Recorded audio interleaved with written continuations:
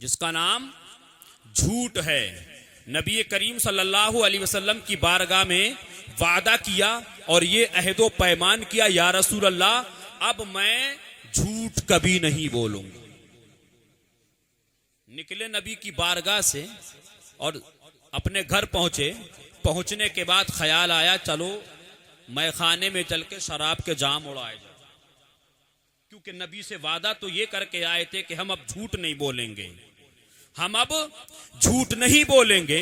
लेकिन जैसे ही शराब खाने में जा पहुंचे और शराब पीना चाही, फौरन दिल में ख्याल आ गया, अगर मैंने शराब पी ली और यहां से पीने के बाद मैं अपने घर को पहुंचा, बीच रास्ते में नबी से मुलाकात हो गई और अगर नबी ने पूछ लिया, ए सिहाबी कहां से आ रहे हो, कहां जा रहे हो, क्या करके आ रहे हो, और मैं ये वादा पहले ही कर चुका हूं कि मैं अब हमेशा सच बोलूंगा, झूठ से मैं तौबा कर चुका हूं, नबी से अहदो पैमान कर चुका हूं कि मैं अब झूठ नहीं बोलूंगा, और मेरे नबी ने रास्ते में मुझसे पूछ लिया और अगर मैं झूठ बोल गया तो मैं खुदा के रसूल की नजरों में जलील हो जाऊंगा।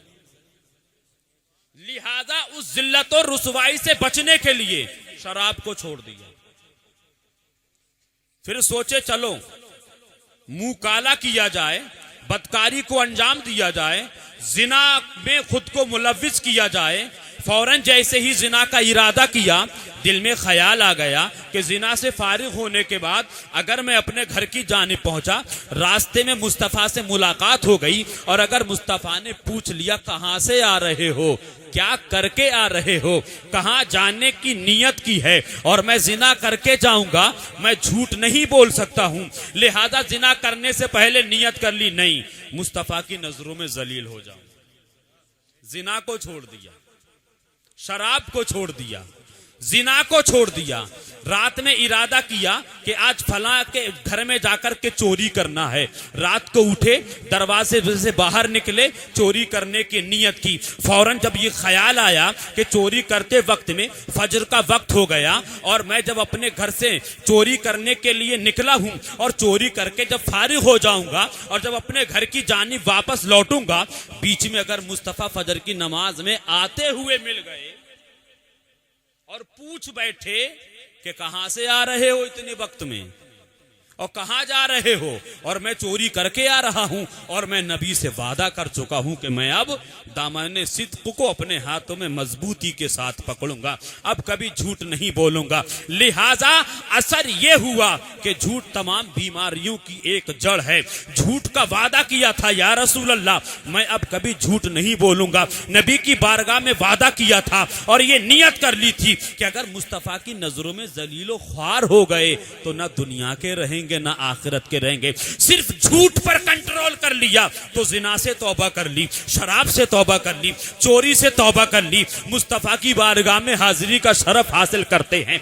अर्ज करते हैं, या रसूल अल्लाह आपसे मैंने सिर्फ एक ही गुनाह से बचने का वादा किया था, लेकिन झूठ से मैंने क्या तौबा की कि शराब खुद ब खुद छूट गई, जिना खुद ब खुद छूट गया, चोरी का इरादा खुद ब खुद दिल से खत्म हो चुका है। मालूम ये हुआ, पता ये चला कि जब झूठ बोलने से, शराब पीने से, चोरी करने से, डकैती डालने से, बदकारी और जिनाकारी करने से मुस्तफा को तकलीफ पहुंचती है, मुस्तफा की नजरों में जलीलो ख्वार होने का अंदेशा है, तो खुदा की कसम ये बुरे काम क्यों नहीं छोड़ रहे हो? जिना से तौबा क्यों नहीं कर रहे हो? गीबत से तौबा क्यों नहीं कर रहे हो? चुगली से तौबा क्यों नहीं कर रहे हो? चोरी से, डकैती से तौबा क्यों नहीं कर रहे हो?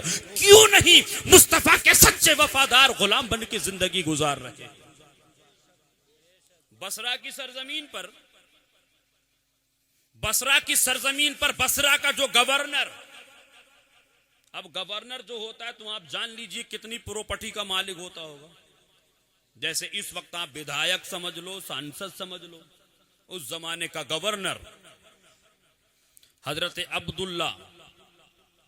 कल हमारी कौम के गुयूर मुसलमान,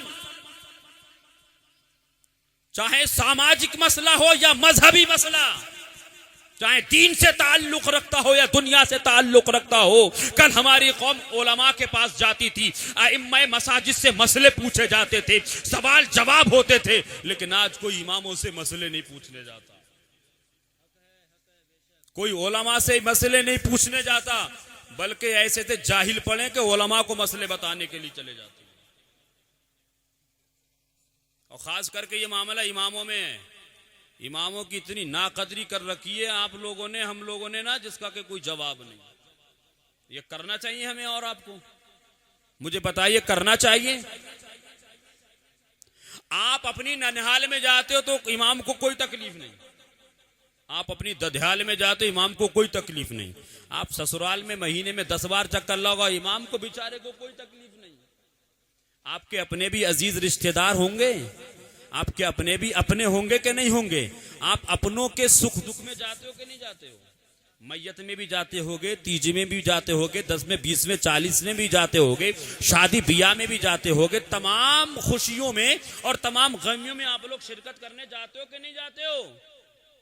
तो यार जिस तरीके से आपके रिश्तेदार हैं, आपके अजीज हैं, आपके दोस्त और अहबाब हैं, जिस तरीके से आपकी ननिहाल है, जिस तरीके से आपकी ददिहाल है, जिस तरीके से आपकी ससुराल है, उसी तरीके से मस्जिद के इमाम की भी तो ससुराल है, मस्जिद के इमाम की भी तो ददिहाल है, मस्जिद के इमाम की भी तो ननिहाल है, मस्जिद के अजीज व अकरबा रिश्तेदार इमाम के दोस्त और अहबाब हैं कि नहीं है? तो उसको भी तो सुख दुख में जाना चाहिए कि नहीं जाना चाहिए? उसको भी तो शादी ब्याह में जाना चाहिए कि नहीं जाना चाहिए? उसको भी तो अपने माँ बाप की तकलीफ में शिरकत करना चाहिए कि नहीं करना चाहिए? तो जब तुम अपने सुख दुख में जा सकते हो, अपनी ददियाल ननिहाल ससुराल में जा सकते हो, इमाम को कोई तकलीफ नहीं हो सकती है, तो जब बेचारा इमाम दुख में जाता है, अपने रिश्तेदारों के सुख में जाता है, शादी ब्याह में जाता है, तो फिर पब्लिक को तकलीफ क्यों होती?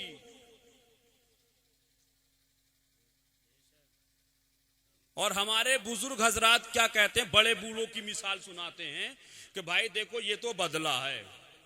मैं चाहूंगा कि हमारे मिंबर पर तशरीफ फरमा अगर थोड़ी सी रहनुमाई फरमाए तो बड़ी मेहरबानी होगी, बड़ी मेहरबानी होगी।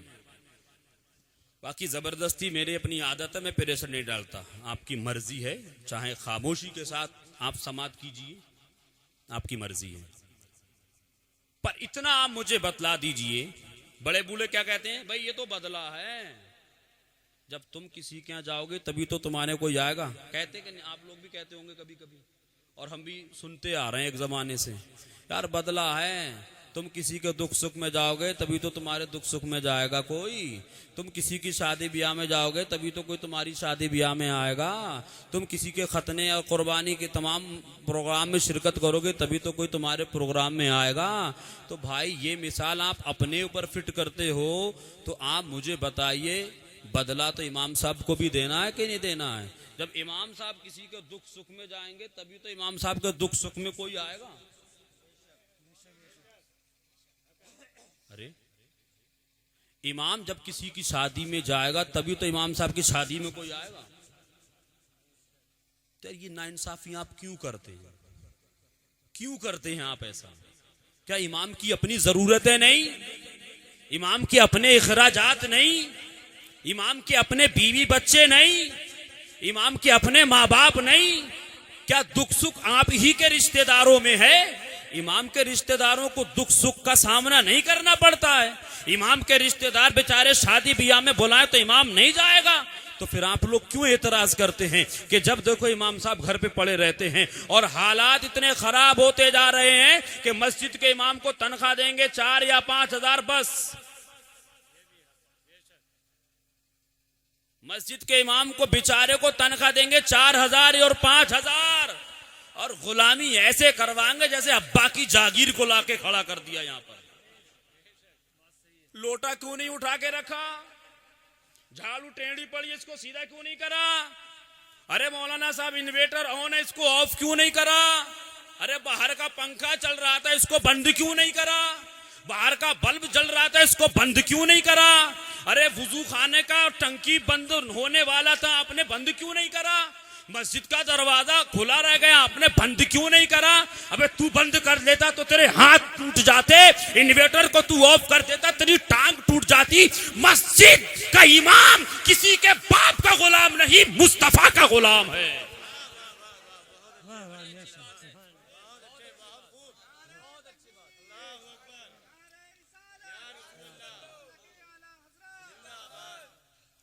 आपकी गैरतों को क्या हो गया? मस्जिद के इमाम को अपने अब्बा की जागीर समझने वालों, अपने अब्बा का गुलाम समझ के गुलामी करने वालों, मस्जिद का इमाम मुस्तफा का गुलाम है और तुम्हारी गैरत को क्या हो गया कि मुस्तफा के गुलाम पर तुम हुकूमत चलाओ। मुस्तफा के गुलाम पर तुम हुकूमत चलाओ। अरे ये मुस्तफा का गुलाम ही है जो अजमेर में नहीं आया था तो कोई जानता नहीं था, लेकिन मुस्तफा का गुलाम अजमेर में आ गया तो कल भी हिंदुस्तान में हुकूमत कर रहा था और कयामत तक हिंद का राजा हुकूमत करता रहेगा।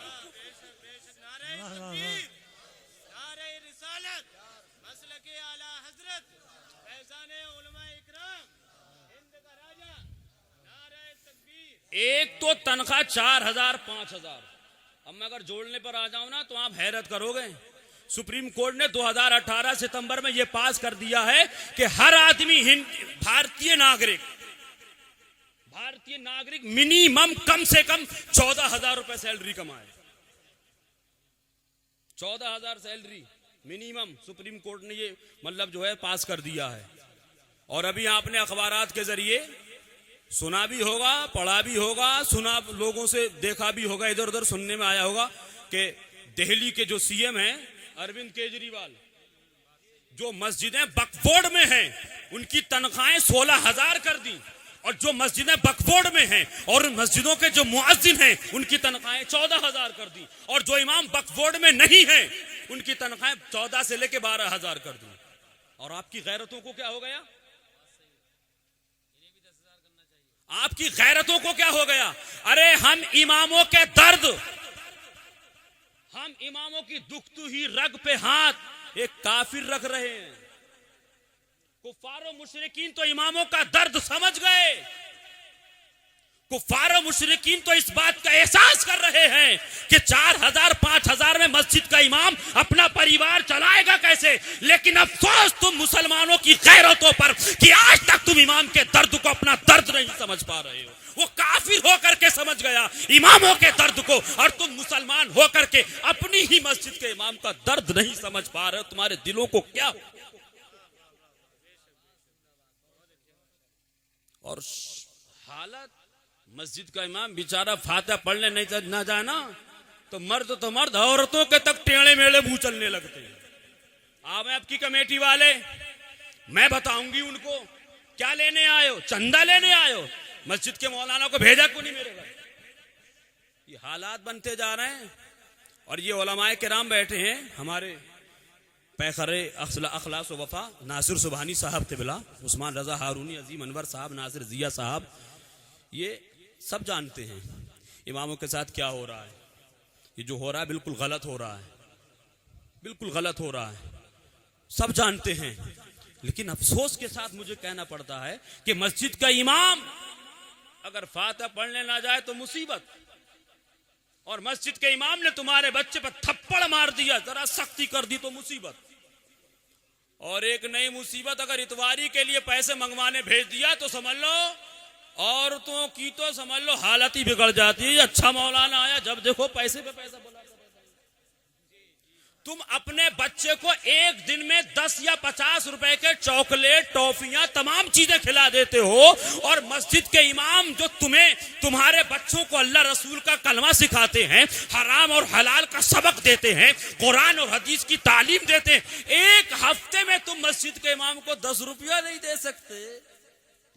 अफसोस है भाई, अफसोस, कितने बड़े अफसोस की बात है। और इससे बड़े अफसोस की बात बता दूं मैं आपको, हक सुनने की आप ताकत पैदा कीजिए।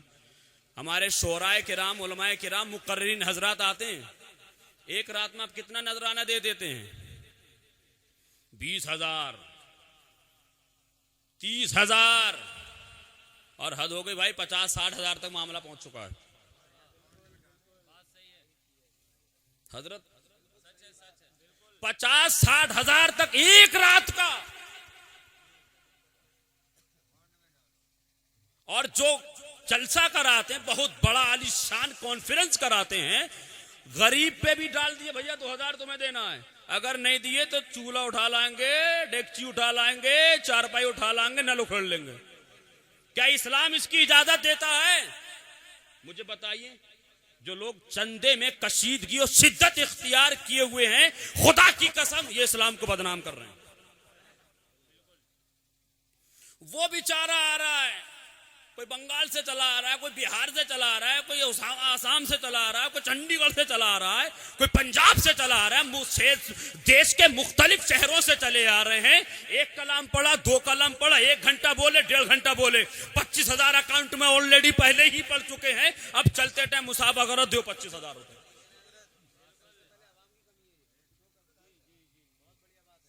मेरी बात को हंस के मत टालो, गहराई में उतरने की कोशिश करो। साल में एक बार बुलाने वाले को तुम 25,000, 30,000, 40,000, 50,000 दे देते हो, और जो बस्ती में रह करके 5 वक्त अजाने दे रहा हो, 5 वक्त नमाजें पढ़ा रहा हो, तुम्हारे बच्चों को हराम और हलाल सिखा रहा हो, मखरज के साथ कुरान सिखा रहा हो, उसको तुम 5,000 देते हो। गैरत नहीं आती तुम्हें जरा सी? क्या इमाम की इतनी औकात कि वो 1 महीने लग के मेहनत करे तो 5,000, और वो एक रात में आए, ये मारा, ये लिया, ये झटका, वो फटका, 50,000? क्या हो गया यार तुम्हारी गैरत को?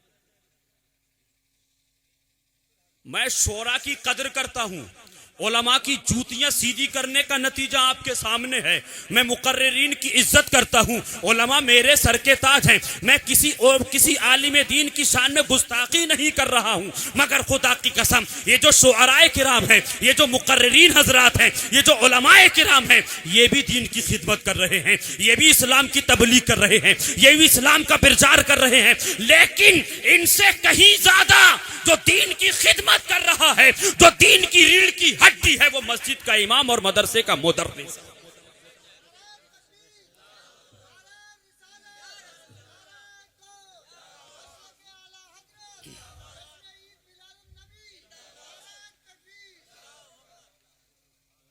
मगर अफसोस के साथ मुझे कहना पड़ता है, आप 4,000, 5,000 में घर चला सकते हो?